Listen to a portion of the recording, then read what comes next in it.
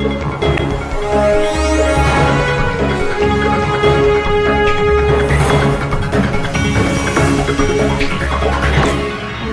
күн, құрметті көрермен, эфирде Мектеп Ньюс жаңалықтары. Сіздермен бірге мен Нағысхан Данияр, әріптесім Кеңес Күлнас.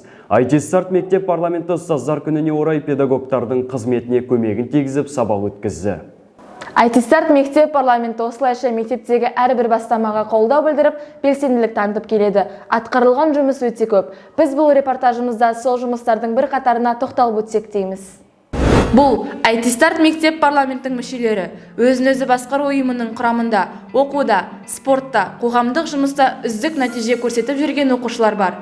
Өзін-өзі басқару ұйымының негізгі мақсаты оқушылар бойында патриоттық, адамгершілік құндылықтар мен жауапкершілік дағдыларын дамыту. Мектеп парламенті құрылғаннан бастап оған көптеген мақсаттар бекітілді. Ұйым 8 фракциядан тұрды. Құқық және тәртіп фракциясы, спорт және салауатты өмір салты фракциясы, мәдениет және өнер фракциясы. Сонымен қатар ақпарат, қамқорлық, еңбек секілді 8 фракциядан тұрды. Әрбір фракцияның өзіндік жыл бойында бекітілетін өзіндік жоспары болды. Осы жоспар арқылы біздің белсенді оқушылар әрбір мектептегі іс-шараның сапалы өтуіне ұйытқы болды. Біздің өзін-өзі басқару ұйымының басты мақсаты ол әрбір оқушының бір-бірімен бірлесе отырып жұмыс жасауы және де өзін-өзі басқару имиджін қалыптастыру.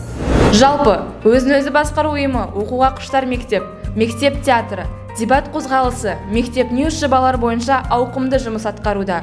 Оқуға құштар мектеп жобасы бойынша ай сайын бір ақын жазушының шығармасын оқып талқылайды. Жеңімпаз оқушылар ауыспалы кубокқа ие болады. Ал мектеп театр жобасы арқылы әртүрлі театрландырылған қойылымдар қояды.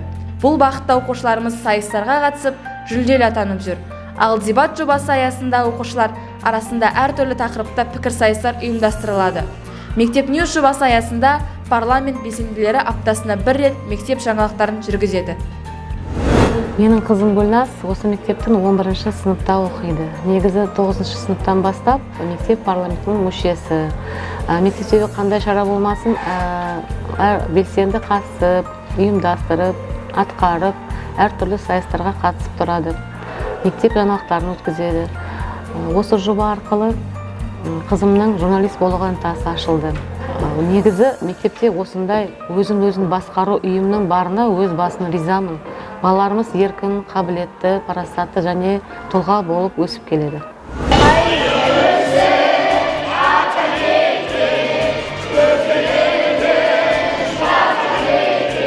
Қазір оқушылар республика күніне дайындық үстінде. Маңызды мерекеге орай патриоттық әндер фестивалін ұйымдастыру жоспарланып отыр.